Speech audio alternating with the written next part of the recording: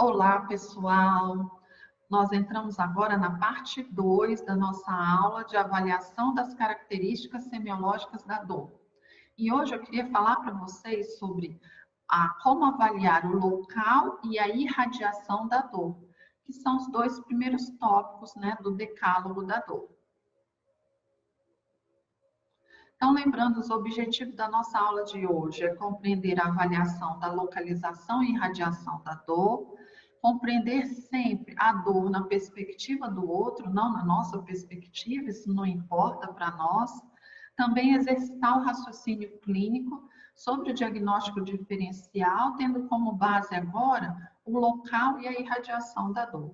Como a gente vai falar de local, eu trouxe uma obra de arte aqui que chama Laundry Girls Lawn, que é uma lavanderia, né? Essa é uma obra que está de Edgar Degas, que está no Museu de Paris, na França, e elas são lavadeiras. Eu queria que vocês refletissem, será que ela está sentindo dor? A posição da outra colega, né?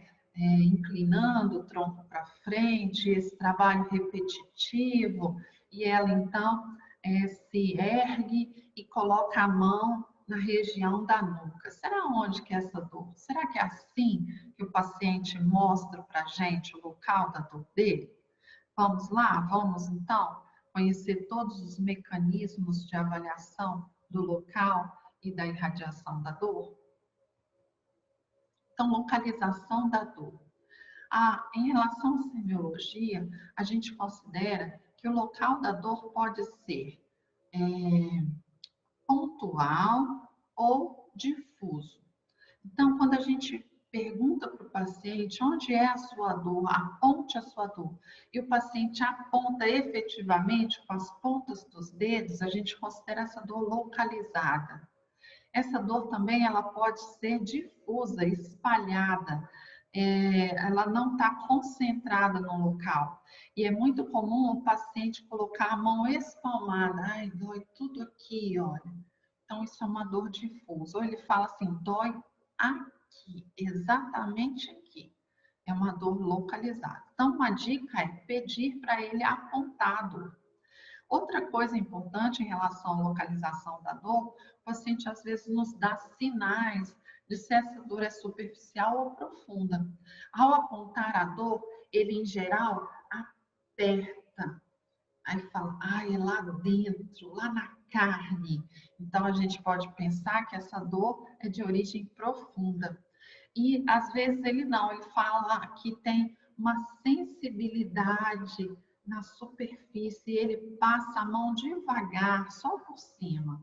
Então, essa dor é de localização superficial. Também trago aqui para vocês um conceito da minha experiência com fisioterapia, que é do padrão de referência da dor, que eu vou falar para vocês nos próximos slides. Então, vamos nos atentar que localização da dor é a região em que o paciente sente a dor. Para isso, a gente deve solicitar que ele mostre a área da dor. Isso vai nos dar informações preciosas se a dor está localizada difusa, superficial ou profunda. A gente pode usar como recurso para que o paciente demonstre a sua dor os diagramas corporais. Esse é um exemplo de um diagrama corporal. E a gente pode, inclusive, colocar legendas, né? Dor é o X, se ele sente outros sintomas, como queimação, dormência, ou a dor está latejante, que ele coloque outros símbolos. E a gente pode pedir também para o paciente preencher mais o local em que ele sente mais dor. É muito importante para que o paciente também tome consciência dos locais em que ele sente dor. A gente vai começar a falar de avaliação, mas durante a avaliação a gente faz também educação em saúde. Que o paciente compreenda o que ele está sentindo. Às vezes ele não se tocou, ele não pensou nisso. E aquele tempo da avaliação é um tempo precioso para que ele possa compreender melhor o que ele está sentindo. Como raciocínio clínico aqui, eu queria levantar uma questão importante. Quando o paciente aponta sua dor no lado dominante, então a gente sempre deve perguntar, né? Se ele é destro, se ele é canhoto. Quando ele aponta a sua dor predominantemente no lado dominante, nós temos que fazer um raciocínio clínico imediato do comprometimento das funções, já, né, visto que ele aponta a sua dor no lado dominante. Então, que vocês compreendam que quando ele aponta no lado dominante a dor, há um maior comprometimento das funções, com certeza, porque é aquele lado que ele mais utiliza nas funções do dia a dia.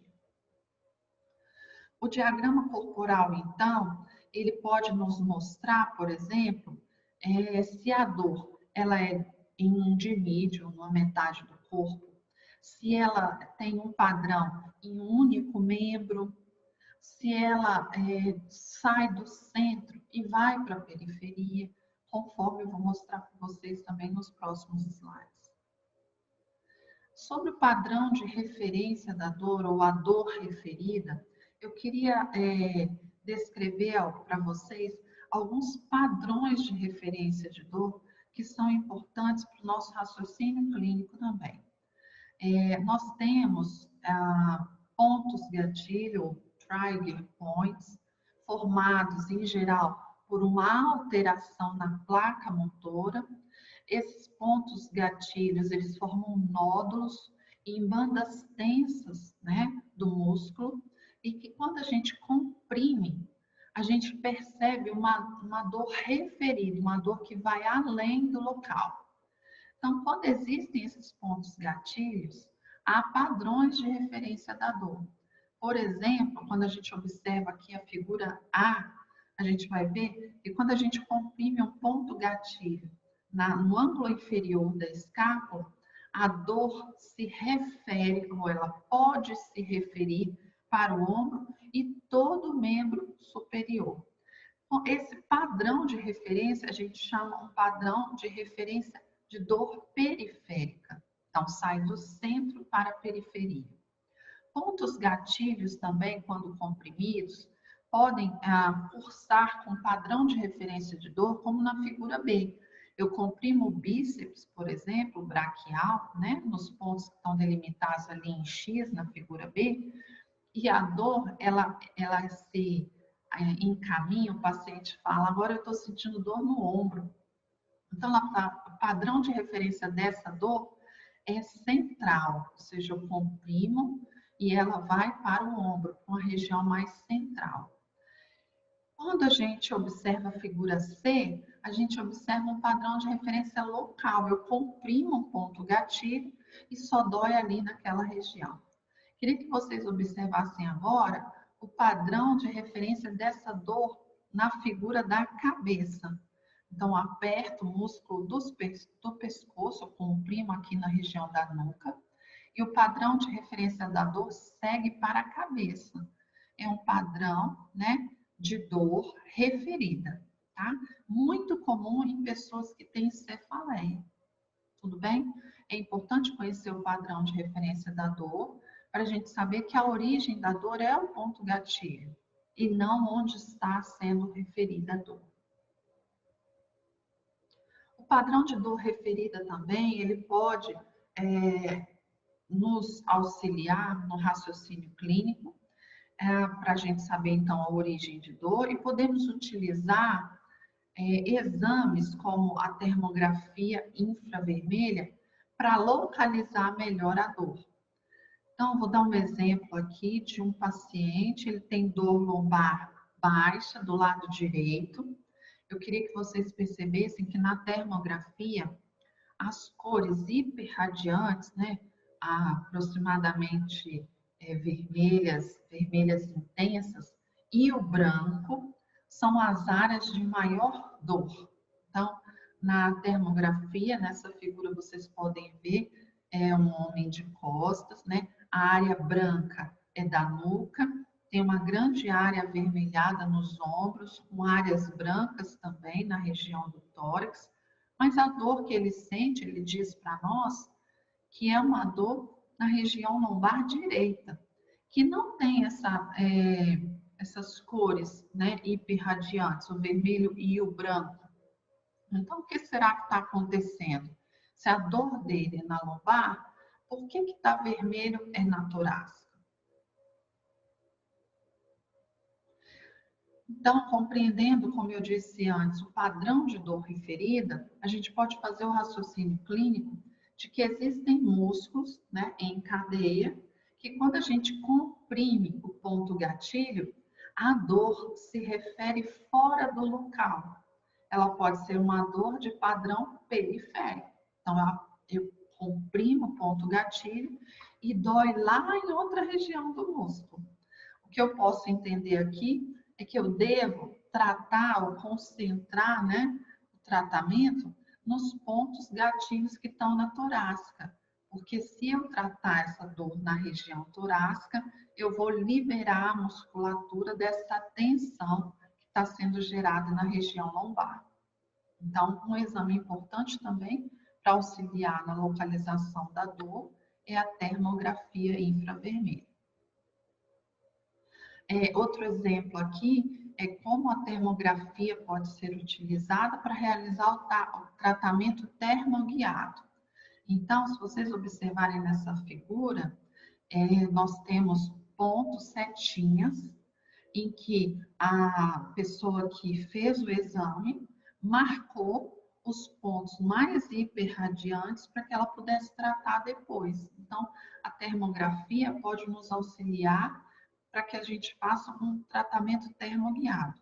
E aí eu posso escolher a melhor conduta depois, por exemplo, o guachá, o agulhamento seco, o Cyriax, nesses trigger points. Então, eu posso escolher depois a melhor técnica e fazer nos pontos que eu demarquei com o auxílio da termografia. Em relação à avaliação da dor, do local da dor, eu queria falar para a gente usar também, quando a gente pensar, né, no local da dor, a inspeção. A inspeção é parte da semiotécnica, é parte da avaliação física, né? A primeira parte da avaliação física, onde a gente usa o sentido da visão. Então, gente, nunca esquecer de no local da dor observar os aspectos cutâneos, né? Se tem eritema, cicatriz, se tem edema, se está arroxeado, se tem cianose. Observar também sinais de que a temperatura esteja alterada, como uma pele mais brilhante, né? A gente, em geral, observa uma pele inflamada, avermelhada, brilhante. Podemos observar edema, abaulamentos, depressões, deformidades. O paciente nos mostra muito o corpo dele, as posturas antálgicas. Às vezes ele chega segurando ou protegendo a parte que está doendo. Ele faz faces ou expressões de dor. Então, que possamos, através da inspeção, perceber isso. Também temos pacientes que chegam ao nosso consultório mancando, né? Com assimetrias na movimentação, eu peço para tirar a roupa, tira só com o braço, e restrições no movimento. Na inspeção, a gente pode observar também marcha autoprotetora. Então, essa marcha autoprotetora cursa em geral com a menor fase de apoio e de balanço, o menor comprimento do passo. Isso tudo nos diz que é possível que há uma lesão no membro inferior e que essa lesão está ocasionando dor. Também na avaliação do local da dor, queria chamar a atenção para vocês a parte do exame físico que a gente faz a avaliação da amplitude de movimento. Sempre devemos começar a nossa avaliação pela avaliação da movimentação ativa. Primeiro nós avaliamos o movimento ativo, depois o movimento passivo e o end de fio, e também é importante dizer que a gente pede primeiro o paciente para fazer movimento não doloroso e só depois a gente faz o movimento doloroso. E a gente sempre compara um lado com o outro, né? Quais são as principais observações, eu coloquei aqui, que a gente deve fazer durante essa movimentação ativa? Então, primeiro, quando e onde, a gente está falando de local, né? Ocorre o início da dor em cada movimento. Isso vai nos dizer muito sobre qual grupamento muscular está sendo utilizado ali naquele momento e como ele está contribuindo para aquele comprometimento, para aquele sintoma de dor. Se o movimento aumenta a intensidade e a qualidade da dor ou muda a dor. Às vezes o paciente fala para a gente que levantou o braço e a dor passou do ombro para as costas. Então a gente deve perguntar e observar isso. A reação do paciente, né? A face, o medo que ele tem de realizar o movimento, a magnitude da restrição observável e a natureza, ela é incapacitante, ela impede ele de, por exemplo, tirar a roupa, colocar o sutiã, mexer nos cabelos. Qual o padrão desse movimento? Esse movimento ele é coordenado, ele tem ritmo, ele é simétrico ao membro que não tem nenhum comprometimento. E também o movimento das articulações associadas. Muitos pacientes, quando sentem dor numa articulação, compensam com o movimento da outra articulação. É importante que a gente observe. E a disposição do paciente em se mover ou mover a parte que a gente está solicitando, que é a parte dolorosa. Às vezes ele fala, não tenho como fazer isso, dói demais se eu fizer, e ele não está disposto mesmo a realizar aquele movimento. Depois que a gente avaliou o movimento ativo, a gente vai avaliar o movimento passivo, né? E esse movimento passivo, ele é realizado em geral com o paciente na posição de decúbito dorsal, numa maca, onde ele não realiza nenhuma ação muscular, então nós vamos pegar o membro que nós estamos avaliando com as nossas mãos, em pontos chaves, delimitando o local que esse movimento vai iniciar e terminar, porque a gente que vai comandar o paciente. Então, a gente pede ele para ficar relaxado, não usar contração muscular, para que a gente possa desempenhar o movimento. E a gente deve observar também quando e onde ocorre o início da dor, se é que ocorre na movimentação passiva, se o movimento que a gente está fazendo aumenta a intensidade, a qualidade da dor ou muda o local da dor, o padrão de limitação do movimento. No final da amplitude de movimento, a gente deve fazer uma sobrepressão para compreender o end feel, o final do movimento. Ele também nos diz quais as estruturas estão comprometidas. E o movimento das estruturas associadas, por exemplo, com encurtamentos muito grandes, quando a gente vai fazer a avaliação da amplitude de movimento passiva, chega um momento em que o paciente não tem como fazer o movimento. Então, porque os músculos estão encurtados, né? Isso nos diz um pouco sobre a amplitude de movimento disponível também. É importante no local da dor prestarmos atenção que os arcos de movimento normais nos dizem quais músculos estão sendo utilizados. Em cada momento, então, do arco de movimento, eu tenho um grupo de músculos que é solicitado. Então, se a limitação do movimento e a dor ocorrem em algum ponto determinado, eu posso realizar um raciocínio clínico de aquele grupamento muscular está comprometido, tá? Eu devo controlar os movimentos substitutivos durante essa avaliação, porque senão eles impedem que eu realize esse raciocínio clínico.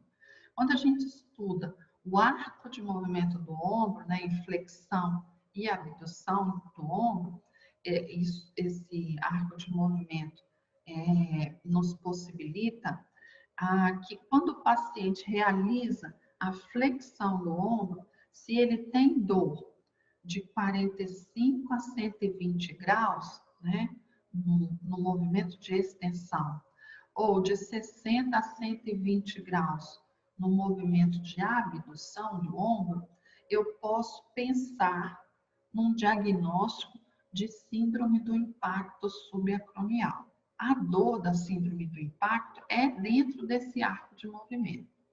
Então, eu já posso fazer o início do diagnóstico diferencial com essa avaliação da amplitude de movimento. Tem também descrito na literatura que arcos de movimento acima de 70 graus dolorosos, então o paciente sente dor acima de 170 graus, estão relacionados às síndromes dolorosas da estrutura da articulação acromioclavicular. Então, são dores relacionadas à estrutura acromioclavicular. A avaliação da amplitude de movimento também é muito importante para nos levar ao raciocínio clínico de quanta limitação no dia a dia esses pacientes têm. Então, limitações na amplitude de movimento, elas têm que nos guiar, né, guiar a nossa mente para o quanto essa limitação ocasiona ou interfere na realização das atividades de vida diária e atividades instrumentais de vida diária. Então, restrições que vão levar a uma impossibilidade, por exemplo, dele ter contato ou convívio social. Então, se eu tenho limitações na movimentação de rotação interna e rotação externa, flexão ou extensão de punho, flexão dos dedos, extensão dos dedos, eu posso ter comprometimento, por exemplo, nas funções de vida diária que inclui meu autocuidado, tomar banho, lavar louça, varrer a casa e também nos meus relacionamentos pessoais, tá? É muito importante a gente associar a amplitude de movimento e o tanto que essa amplitude restrita pode influenciar nas limitações das atividades de vida do indivíduo. E aí eu queria trazer para vocês um raciocínio clínico quando a gente avalia a amplitude de movimento. Então, eu fiz esse esquema aqui baseado no diagnóstico estrutural que Siriax faz, né? Que o método Siriax faz. Então, em relação ao diagnóstico estrutural de Siriax, eu tenho aqui, quando eu avalio a amplitude de movimento ativo, o paciente fala que não tem dor, então peço ele para fazer o movimento. Ele não tem dor, eu coloco uma resistência ao movimento. Se ele permanece sem dor, muito provavelmente esse paciente não tem nenhum comprometimento, né? Ele está sem dor, a movimentação ativa e ele tem um grau de força adequado. O grau 5 ele consegue fazer contra uma resistência. Se eu peço ele para fazer amplitude de movimentação ativa e ele é sem dor, e eu coloco resistência e aí aparece a dor, eu posso pensar que ele tem alguma condição articular ou muscular que tem um grau de irritabilidade baixo. Por que eu penso em grau de irritabilidade baixo? Porque eu penso que eu preciso colocar a resistência para que a dor apareça, tá? E aí, quando eu faço amplitude de movimento ativa, não peço ele para fazer, faz a flexão de ombro, e ele sente dor, então ele está com dor, aí eu preciso ter cautela para avaliar qual a origem dessa dor. E através desse diagnóstico estrutural de Siriax, eu posso ter suposições de qual a origem dessa dor. Então, vamos lá, para a gente entender. Então, eu tenho amplitude de movimento ativa com dor, né? E aí eu penso, se é com dor, pode ser de estrutura contrátil. Para fazer o movimento ativo, eu tive que contrair. Então, vou fazer a avaliação passiva, né? Da amplitude de movimento passiva, para eliminar o componente contrátil, para ver se realmente é a estrutura contrátil que está comprometida. Então, vamos lá para a avaliação da amplitude de movimento passiva. Se eu faço amplitude de movimento passiva, eu faço o movimento sem ele usar o músculo, e ele não tem dor, ou seja, quando eu tirei um componente muscular ativo, ele não teve dor. Isso significa que possivelmente a estrutura muscular ou neural é que estavam comprometidos, porque quando eu fiz o movimento passivamente, ele não sentiu dor, tá? E aí, se eu fizer a amplitude de movimento passiva e ele tiver dor? Se ele tiver dor na amplitude de movimento passiva, há um possível envolvimento de estruturas inertes, cápsula, ligamento, né, as estruturas articulares, porque a amplitude de movimento passiva é sem utilizar o músculo. E aí o que que sobra? Sobram as estruturas inertes, tá? Mas vamos imaginar que eu queira identificar aqui, né, se a amplitude de movimento passiva foi sem dor. Eu falei com vocês que a gente podia ter uma estrutura muscular ou neural comprometida. Vamos pensar que a gente gostaria de identificar se é muscular ou se é neural. Aqui eu queria que vocês não pensassem que é amplitude de movimento passiva, é amplitude de movimento ativa aqui, tá? Mas é a sequência do raciocínio clínico. Então, se eu conseguir identificar que a estrutura é neural ou muscular, agora eu vou seguir o raciocínio clínico e colocar resistência à movimentação ativa. Se ele falha na manutenção da força, se ele não consegue efetuar, né, o exercício com uma força adequada, eu posso pensar em estrutura neural. E se eu coloco a resistência e ele consegue resistir à força, eu posso pensar que é um comprometimento em estrutura muscular mesmo. Ele consegue vencer a resistência, mas ele tem dor, tá? É muito importante que a gente associe esse raciocínio clínico, que a gente faz avaliando a amplitude de movimento, aos outros sinais e sintomas coletados, por exemplo, na anamnese e com os recursos de inspeção, palpação que a gente vai fazer. Então, é só uma das formas da gente fazer o raciocínio clínico e criando um diagnóstico diferencial para saber quais são os tecidos que estariam envolvidos na gênese dessa dor.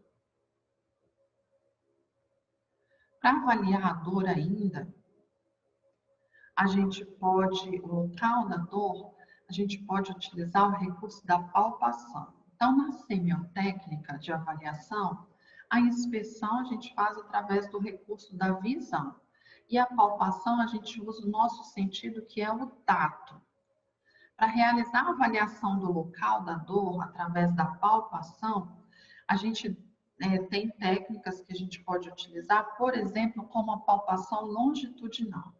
Então, se vocês observarem na foto, eu tenho um ponto gatilho, né, um trigger point, e o avaliador, ele passa o dedo longitudinalmente na fibra muscular, para sentir o nódulo de tensão.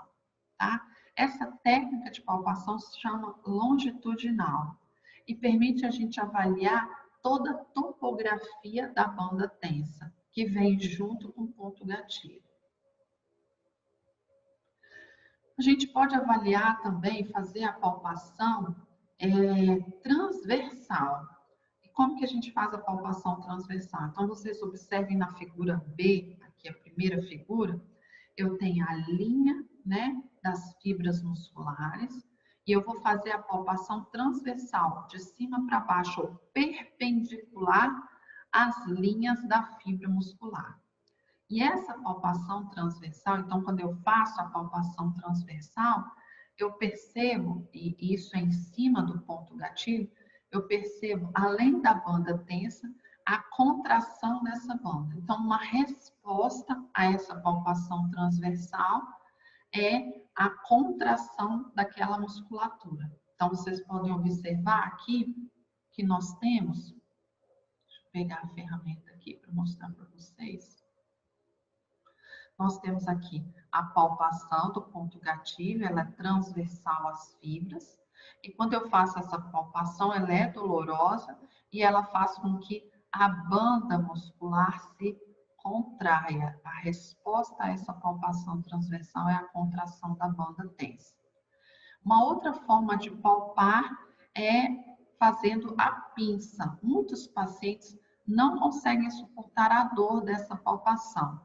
Mas em tecidos como na região do trapézio superior, vocês podem ter feito isso até em vocês mesmos já, que o músculo é mais palpável, né?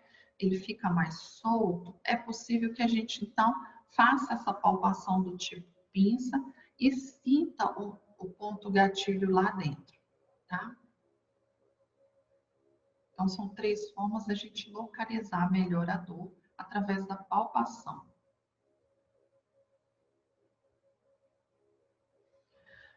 A segunda característica da dor, que eu falei que a gente ia falar hoje, é a irradiação da dor. Então, o que é irradiação, né? A irradiação é a distribuição da dor seguindo um trajeto anatômico dos nervos. Então, a dor ela se distribui pelo dermátomo, né? E os sintomas, como fraqueza muscular, formigamento, também perpassam esse mesmo trajeto, que é do miótomo, da raiz nervosa comprometida. Então, dor irradiada é aquela que segue a distribuição anatômica dos nervos espinais, né? Que segue o padrão do dermátomo e do miótomo, da raiz nervosa comprometida. Então, a gente pode observar aqui, nós temos, deixa eu pegar aqui de novo, nós temos herniações aqui de vários graus, né? Por exemplo, uma hérnia que extrusa, ela comprime uma raiz nervosa, um nervo espinal, por exemplo, uma hérnia discal em L1, dá esse comprometimento de dor num trajeto que a gente chama em cela, né? A herniação discal em L2 pode comprometer, então, mais até a lateral da coxa, e aí a gente está vendo aqui comprometimentos nos 2 lados. Eu posso ter comprometimento em um só lado, né? De dor irradiada para uma perna só. Herniação discal em L3, então essa sintomatologia. Hérnia discal em L4 e hérnia discal em L5, tá? Então, o local dos sintomas vai depender de qual nervo que está sendo comprometido. Isso é irradiação da dor.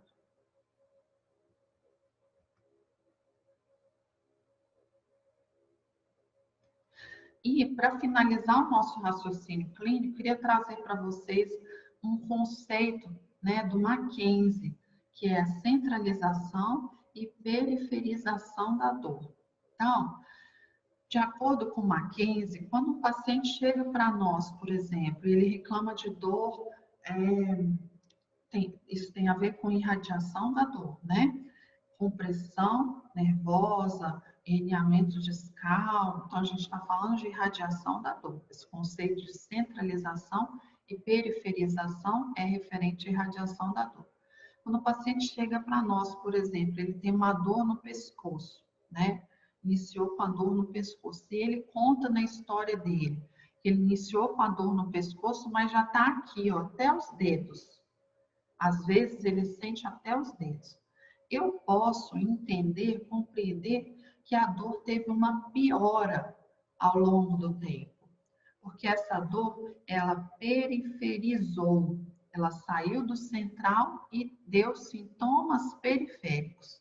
Então, como a gente pode observar aqui nas figuras, uma dor que inicia, né, na nuca, por exemplo, com uma compressão de um nervo,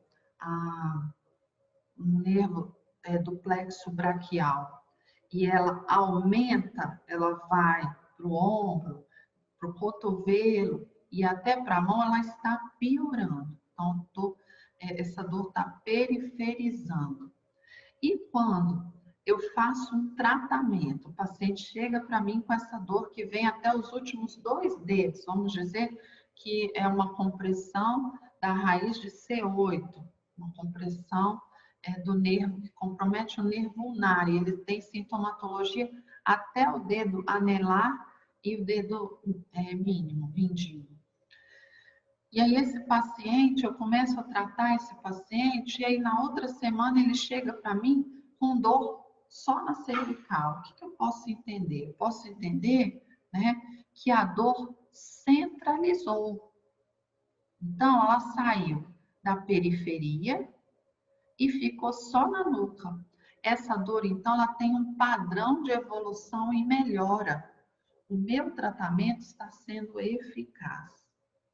Esse raciocínio clínico, ele permite duas coisas, que a gente avalie o comportamento da dor, então se ela piorou ao longo do tempo ou se ela melhorou, e também a segunda coisa é que possibilita que nós façamos a escolha dos exercícios que tendem a centralizar a dor. Se nós pudermos escolher exercícios que centralizem a dor, a gente consegue fazer com que o paciente melhore de forma mais eficaz. Então, a dor ela torna-se menor ou mais localizada à medida que ela melhora. E a região da dor aumenta ou torna-se mais distal à medida que a lesão piora. E os exercícios baseados no método Mackenzie, eles objetivam a centralização da dor. Então, fazer o exercício, por exemplo, quando o paciente tem dor na lombar, fazer um exercício de extensão. Se ele relata que a dor saiu da panturrilha e passou somente para a lombar, eu tenho um relato de centralização da dor. Então, aquele exercício é eficiente para a melhora da dor, tá?